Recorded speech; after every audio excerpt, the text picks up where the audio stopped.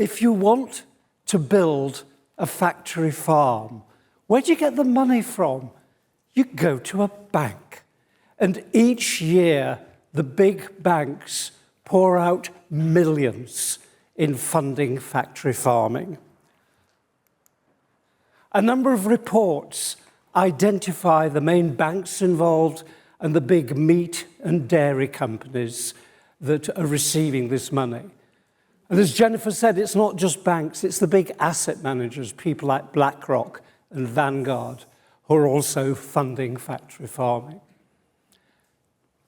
A few years ago, the banks began to say to us, look, we know we need to start thinking about animal welfare, but we need some standards. And so working with Humane Society International and World Animal Protection, we developed the FARMS Initiative. That stands for Farm Animal Responsible Minimum Standards.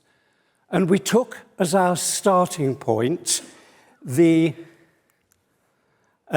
good practice note on animal welfare of the International Finance Corporation, part of the World Bank Group.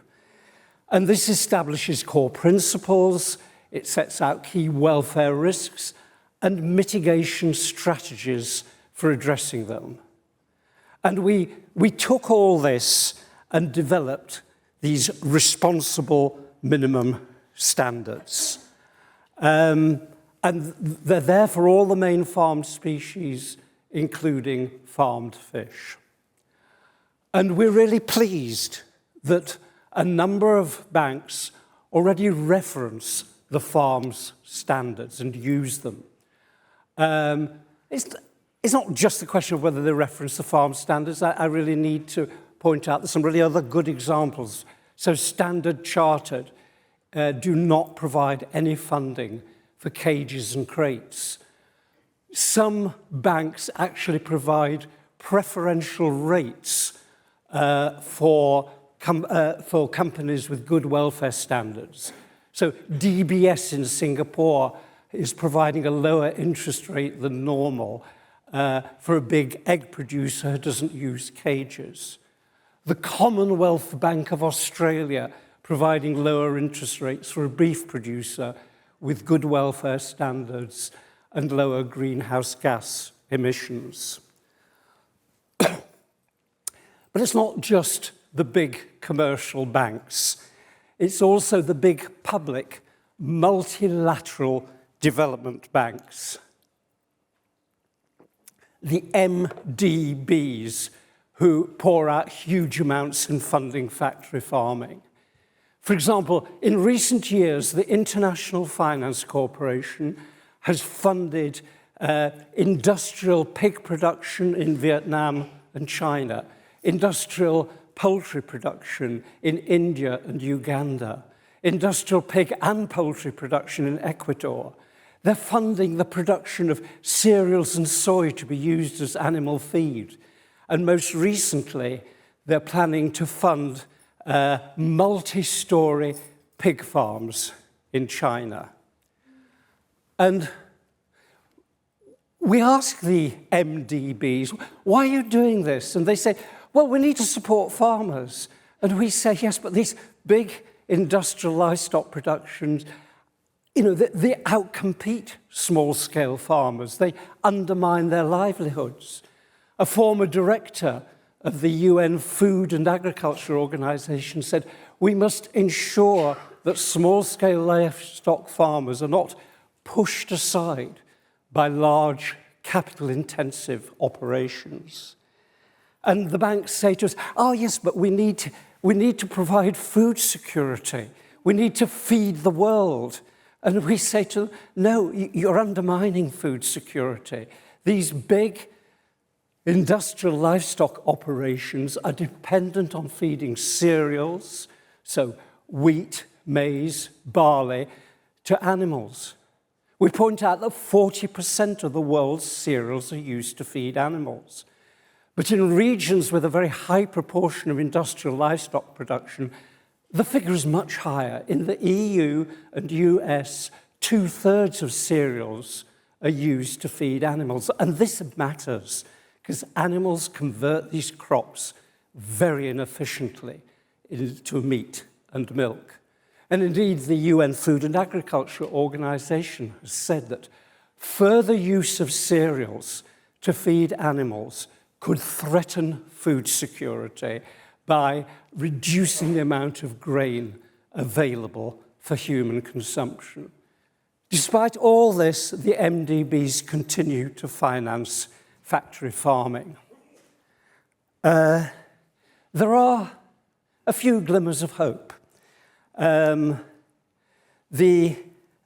International Finance Corporation has recently said they will no longer finance barren battery cages or sow stalls, though sadly they say that they will still allow the use of sow stalls during the first 30 days of the pregnancy. Remarkably, the Islamic Development Bank has said they will fund no expansion of livestock. A report by the Inter-American Development Bank estimates that a move to more plant-based diets would, by 2030, create 15 million extra jobs in South America. Another report by the Inter-American Development Bank, a very recent one, recognizes the need to reduce meat consumption if we're to meet the Paris climate targets. So little glimmers of hope. And then a quite extraordinary report was produced last autumn by the European Union's what they call Platform on Sustainable Finance. This platform consists of, experts in the field. And this looked at what kind of livestock could actually benefit biodiversity and minimize pollution of water and air. And firstly, they identified pasture-based systems, but only in areas where they really do benefit biodiversity. Most remarkably, and I think this could be one of the blueprints for the future, they really went into detail, were very positive about integrated crop livestock production. And they defined what they meant by that.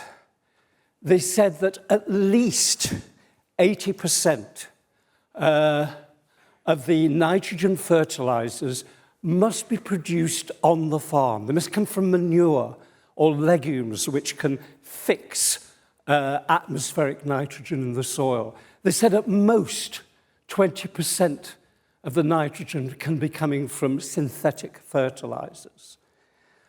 Then they said there must be no more animals on the farm than can allow for the manure to be constructively used on the farm. We can't have excess manure. They said that at least 75% of the feed for the animals must be produced on farm. It must be grass or crops grown on that farm. And these crops cannot be grown, they said, intensively with monocultures. They must be grown agroecologically. And remarkably, they said that no more than 10% of the animal's feed can be bought in cereals and soy. So, solutions. First, we have to develop constructive relations with the banks. Two, we need to urge the banks to only fund operations that meet the farm's animal welfare standards and do not routinely use antibiotics to prevent disease. Third, we need to press the banks to not fund projects where more than X% of the feed consists of cereals and soy. We need a debate about what that X% should be. Fourth, we need to press banks to provide preferential rates for operations with good welfare and environmental standards. Fifth, the International Finance Corporation and the European Bank for Reconstruction and Development are actually governed by executive directors appointed by governments. We need, as a movement, to do much more to lobby these executive directors. Big countries like the US and UK have an executive director of their own. Smaller countries, one executive director may present 8 or 9, should we say, Nordic countries. But we need to press them to halt these banks' funding of factory farming.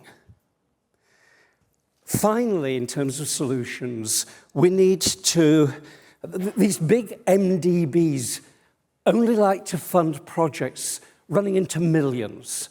This inevitably takes them in the direction of large-scale factory farming. They should instead be providing microfinance for small-scale farmers. So to conclude, if we want to end factory farming, we have to turn off the funding tap that flows so freely from the big commercial banks and the multilateral development banks. Thank you very much. Thank you.